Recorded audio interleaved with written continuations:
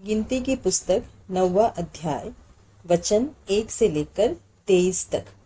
दूसरी बार फसह का मनाया जाना। इसराइलियों के मिस्र देश से निकलने के दूसरे वर्ष के पहले महीने में यहोवा ने सीनै के जंगल में मूसा से कहा, इसराइली फसह नामक पर्व को उसके नियत समय पर मनाया करे, अर्थात इसी महीने के 14वें दिन को गोधूली के समय तुम लोग उसे सब विधियों और नियमों के अनुसार मानना। तब मूसा ने इसराइलियों से फसह मनाने के लिए कह दिया और उन्होंने पहले महीने के 14वें दिन को गोधूली के समय सीनै के जंगल में फसह को मनाया और जो आज्ञाएं यहोवा ने मूसा को दी थी उन्हीं के अनुसार इसराइलियों ने किया। परंतु कुछ लोग एक मनुष्य के शव के द्वारा अशुद्ध होने के कारण उस दिन फसह को न मना सके। वे उसी दिन मूसा और हारून के समीप जाकर मूसा से कहने लगे, हम लोग एक मनुष्य के शव के कारण अशुद्ध है, परंतु हम क्यों रुके रहे और इसराइलियों के संग यहोवा का चढ़ावा नियत समय पर क्यों न चढ़ाए। मूसा ने उनसे कहा, ठहरे रहो, मैं सुन लूं कि यहोवा तुम्हारे विषय में क्या आज्ञा देता है। यहोवा ने मूसा से कहा, इसराइलियों से कह कि चाहे तुम लोग चाहे तुम्हारे वंश में से कोई भी किसी लोथ के कारण अशुद्ध हो या दूर की यात्रा पर हो, तो भी वह यहोवा के लिए फसह को माने।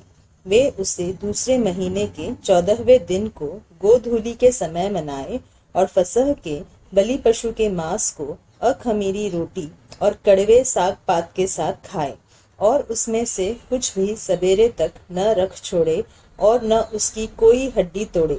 वे उस पर्व को फसह की सारी विधियों के अनुसार मनाए। परंतु जो मनुष्य शुद्ध हो और यात्रा पर न हो परंतु फसह के पर्व को न माने, वह प्राणी अपने लोगों में से नष्ट किया जाए। उस मनुष्य को यहोवा का चढ़ावा नियत समय पर न ले आने के कारण अपने पाप का बोझ उठाना पड़ेगा। यदि कोई परदेशी तुम्हारे साथ रहकर चाहे कि यहोवा के लिए फसह मनाए, तो वह उसी विधि और नियम के अनुसार उसको माने।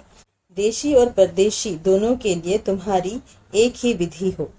निवास स्थान पर अग्निमय बादल।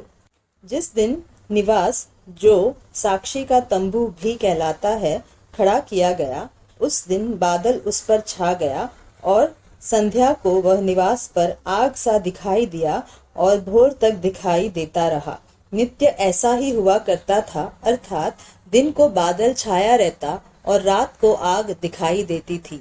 और जब जब वह बादल तंबू पर से उठ जाता, तब इसराइली प्रस्थान करते थे और जिस स्थान पर बादल ठहर जाता वहीं इसराइली अपने डेरे खड़े करते थे। यहोवा की आज्ञा से इसराइली प्रस्थान करते थे और यहोवा ही की आज्ञा से वे डेरे खड़े भी करते थे।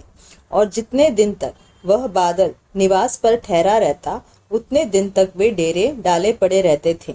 जब बादल बहुत दिन निवास पर छाया रहता, तब भी इसराइली यहोवा की आज्ञा मानते और प्रस्थान नहीं करते थे। कभी कभी वह बादल थोड़े ही दिन तक निवास पर रहता और तब भी वे यहोवा की आज्ञा से डेरे डाले पड़े रहते थे और फिर यहोवा की आज्ञा ही से वे प्रस्थान करते थे। और कभी कभी बादल केवल संध्या से भोर तक रहता और जब वह भोर को उठ जाता था तब वे प्रस्थान करते थे। और यदि वह रात दिन बराबर रहता तो जब बादल उठ जाता तभी वे प्रस्थान करते थे।